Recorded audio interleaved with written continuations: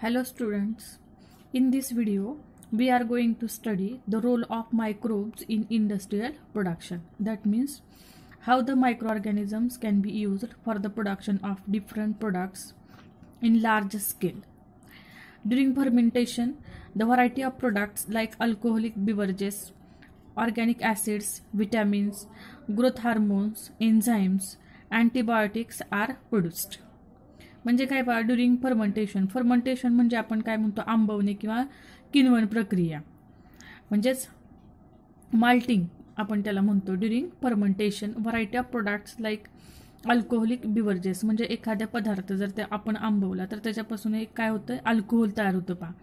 Alcoholic beverages, organic acids, vitamins, growth hormones, enzymes, antibiotics are produced. That means by using different type of microorganisms we can produce these products with the help of with in large scale.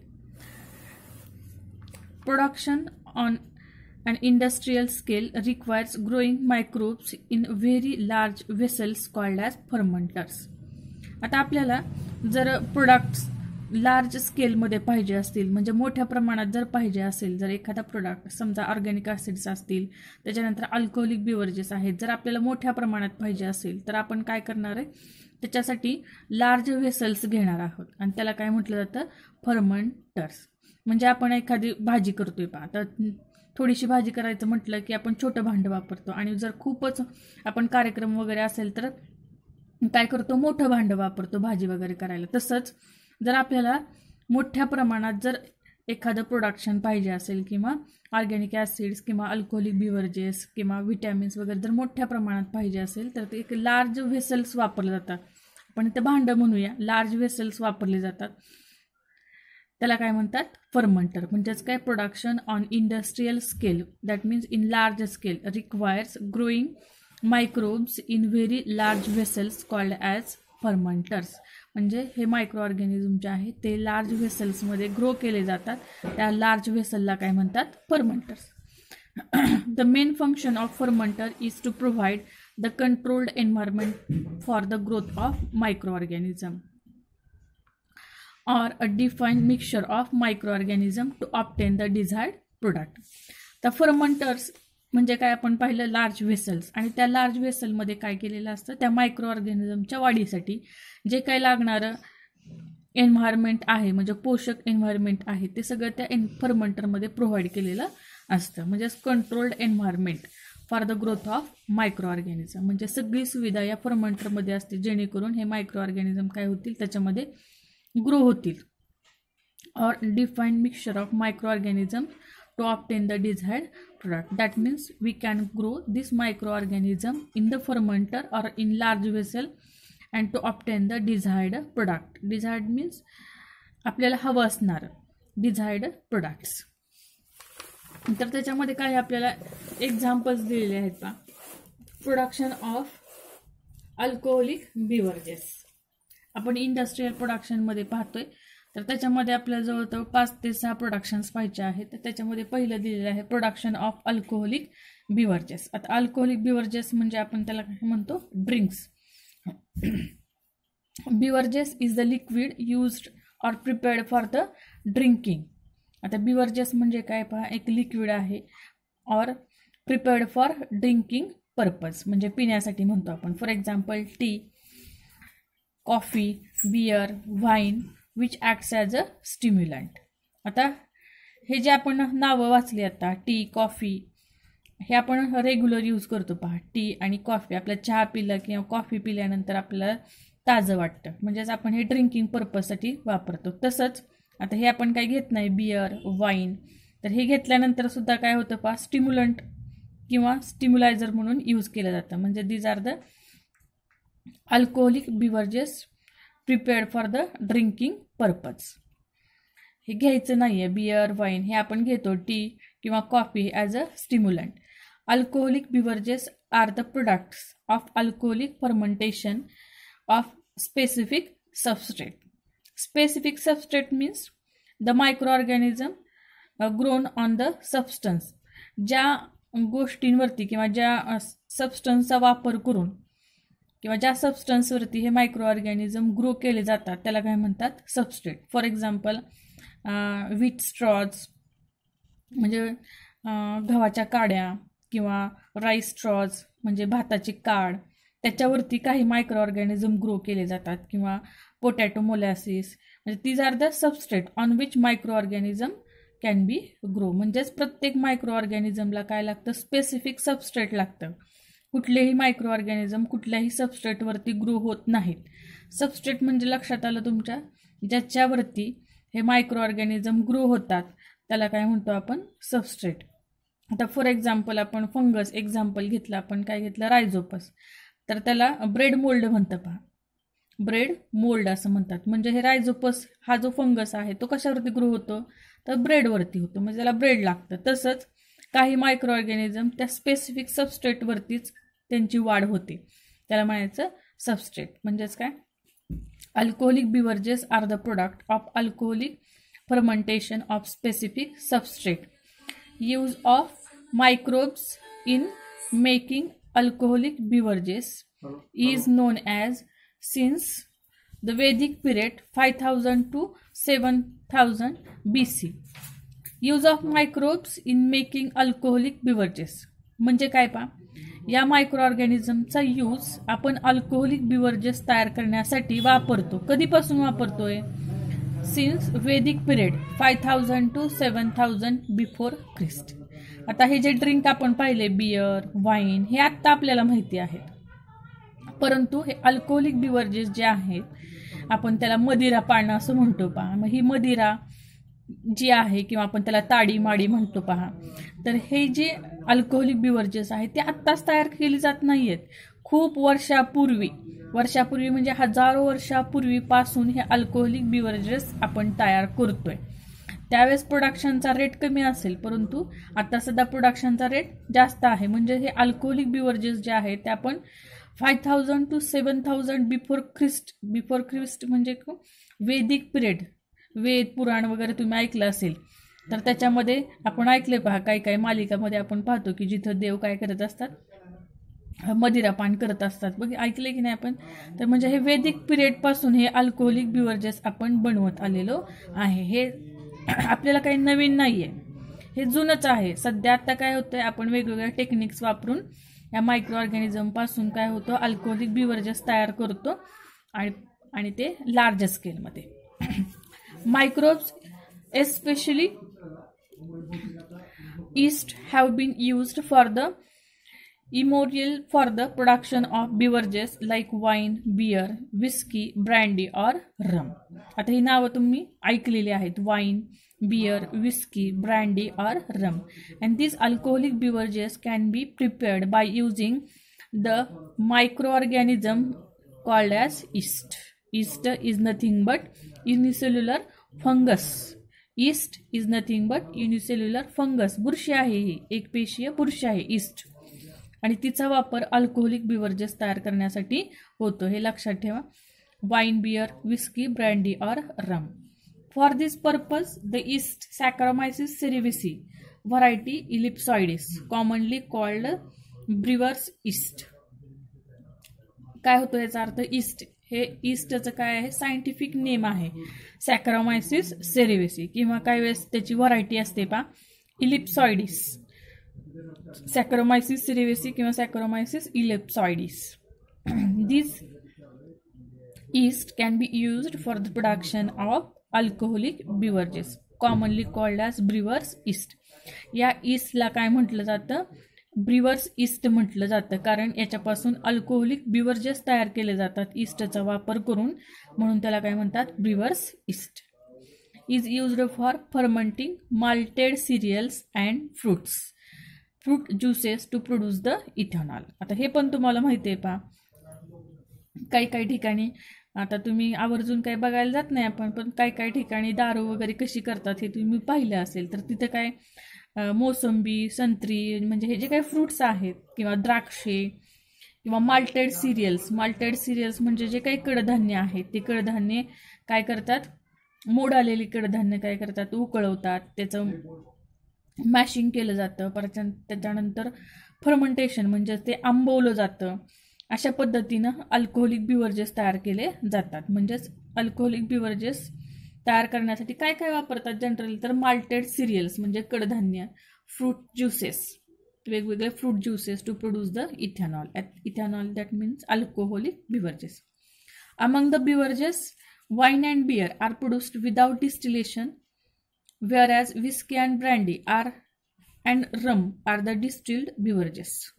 त्याच्यामध्ये काय दिलं हे लक्षात ठेवा. Wine and beer these are the alcoholic beverages which is produced without distillation. आता distillation हा शब्द तुम्ही केमिस्ट्रीमध्ये ऐकला असेल.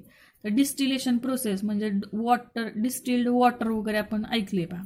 तर डिस्टिल्ड वॉटर म्हणजे काय असतं, प्युअर फॉर्ममध्ये असतं. तसंच वाईन आणि बियर ही काय असते, विदाउट डिस्टिलेशन म्हणजे हे कोरी म्हणतो की नाही आपण, ह्याच्याने काय होतं, कोरी म्हणतो आपण पहा, देशी म्हणतो की नाही, जेणेकरून त्याच्यामध्ये प्युअर फॉर्म नसते, ते डिस्टिल्ड नसते,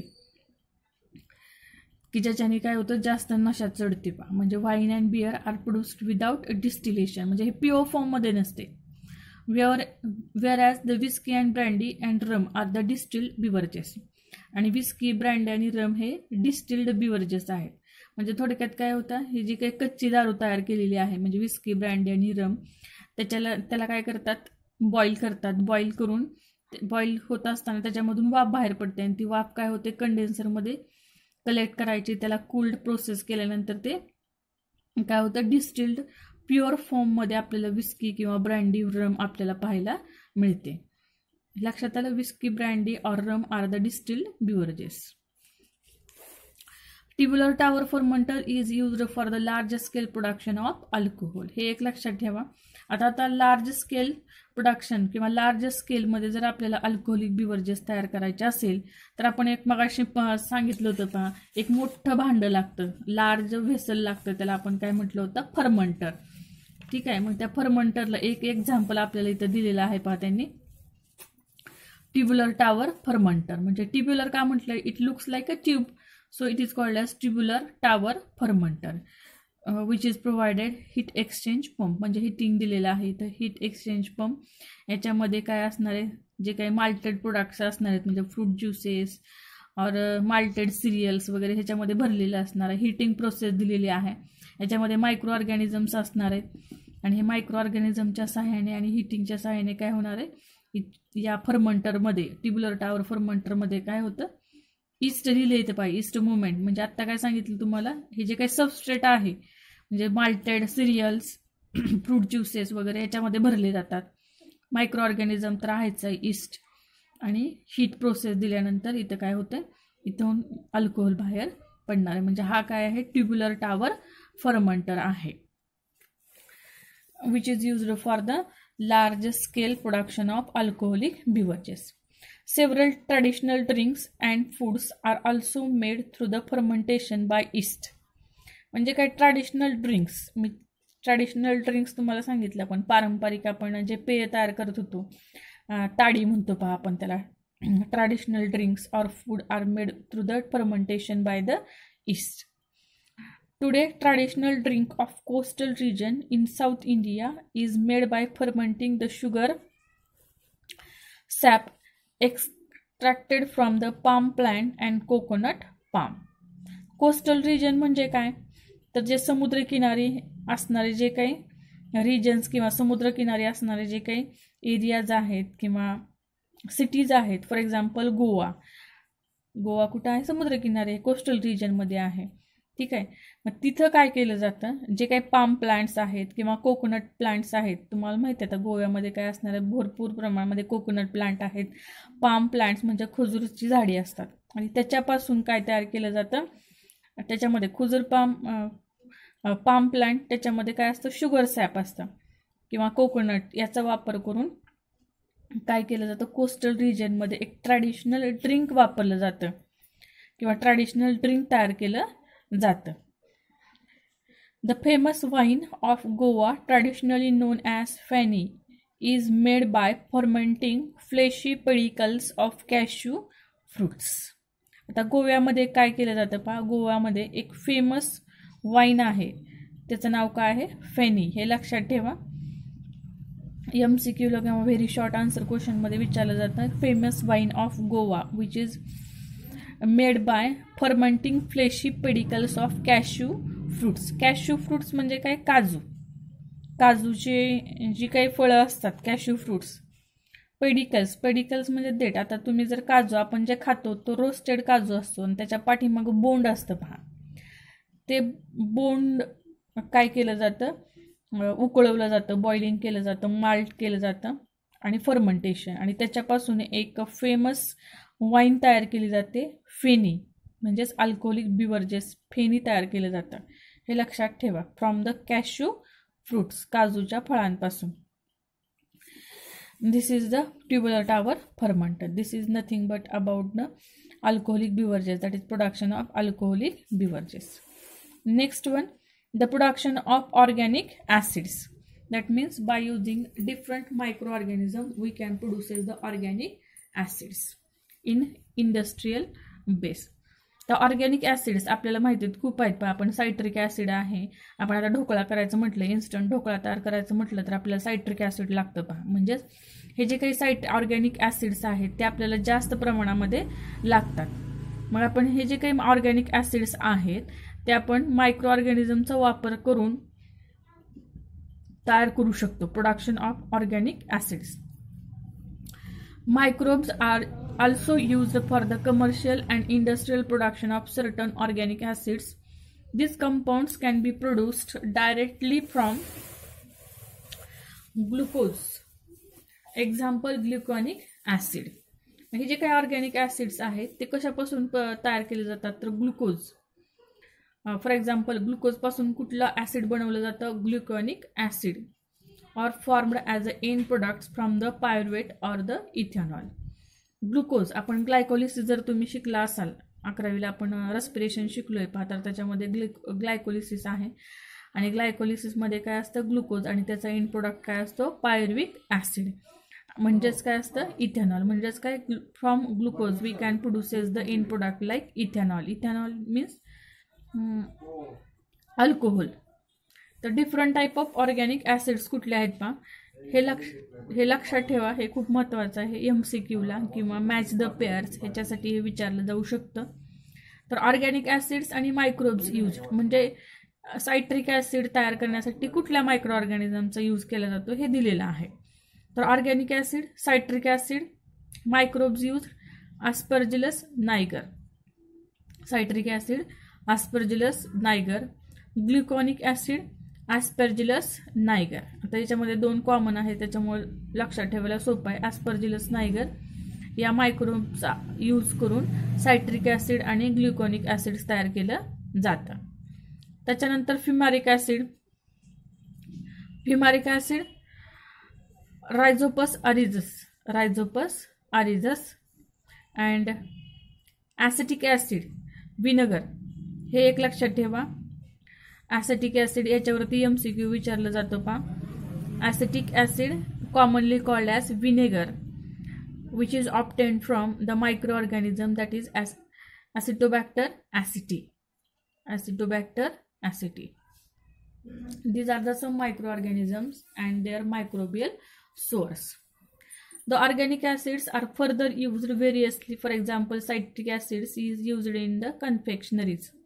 जे ह्या काही ऑर्गॅनिक ॲसिडचा आपल्याला उपयोग दिलेला आहे. फॉर एक्झाम्पल, सायट्रिक ॲसिड कशामध्ये वापरलं जातं? तर used in the confectioneries, that means in the food products for smelling purpose. Fumaric acid in resins as a wetting agent. आता आपण पेंट पाहतो, त्या पेंट मध्ये काय केलं जातं? पेंट डिझॉल्व्ह होण्यासाठी किंवा त्याला स्मेल पर्पजसाठी हे फ्युमॅरिक ॲसिड पेंटमध्ये जनरली यूज केलं जातं as a wetting agent. Gluconic acid in medicines for the solubility of calcium. Gluconic acid कशासाठी वापरतात? आपण ज्या मेडिसिन्स घेतो त्या medicine for solubility of calcium, म्हणजे आपल्या हाडांमध्ये कॅल्शियम डिझॉल्व्ह होण्यासाठी हे ग्लुकॉनिक ॲसिड्स आपल्या औषधामध्ये असतं पहा. म्हणजे ते solubility of calcium in our bones. These are the some organic acids used for the different purpose. राहिलेला भाग जो आहे तो आपण नंतर पुढच्या व्हिडिओमध्ये पाहणार आहे. थँक्यू.